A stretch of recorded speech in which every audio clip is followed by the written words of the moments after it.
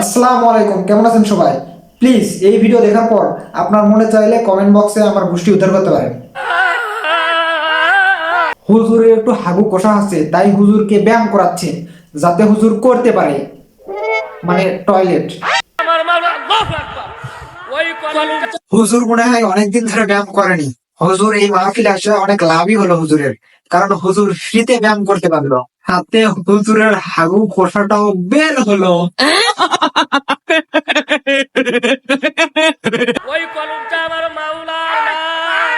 ওই কলমটা আমার মৌলার হাগু কষা হওয়ার কারণে ব্যায়াম করাচ্ছে যাতে সে শান্তি মতো টয়লেট করতে পারে। আপনারা কি বুঝতে পেরেছেন বাবারা মায়েরা? এই ব্যাপারটা এটা তো মাহফিল না, বান্দরের লাশ। তাও সত্য। বান্দর দেখি জায়েদ খানের মতো পাল্টিও মারে। একবার চিন্তা করেন, মাহফিলের টেপ যদি একটু কমতা হতো তাহলে মাহফিল কেমন হতো? পুরোই মাখন হতো, একদম ওবায়দুল কাদের কাপুর টেদের মতো। নূর এমন একটা জিনিস যার ভিতরে নূর আছে, সে বুঝে নূরের জ্বালা। তাহলে এতক্ষণ নূরের লাফালাফি দেখলাম। নূর মানে তো আলো, আলো আবার লাফালাফি করে জানা ছিল না। এই মাহফিল দেখে অনেক কিছু বুঝতে পারলাম, নূর আবার লাফালাফি করে।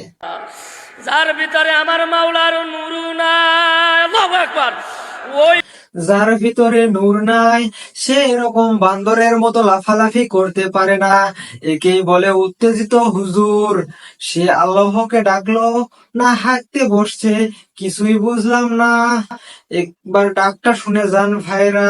আল্লাহু আকবার, ওই আল্লাহু আকবার, ওই ওই বাক্তা নূরের জ্বালা বুঝবে না।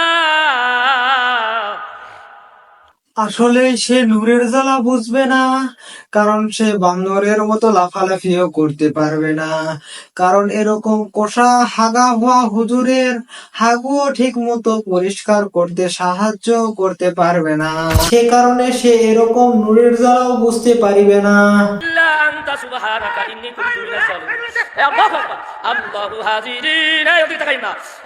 আপনারা এখন বলবেন, তুই কি হুজুরের থেকে বেশি জানিস?